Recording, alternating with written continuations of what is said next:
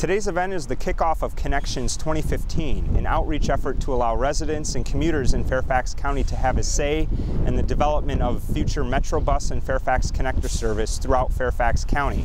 Fairfax County is changing, we're growing, and with the growth we're seeing, people's travel patterns may be shifting or changing, and the bus service we have in the county today may not be what we need tomorrow. And now is the opportunity that people have to tell us what connections they want to see as part of their transit network here in the county.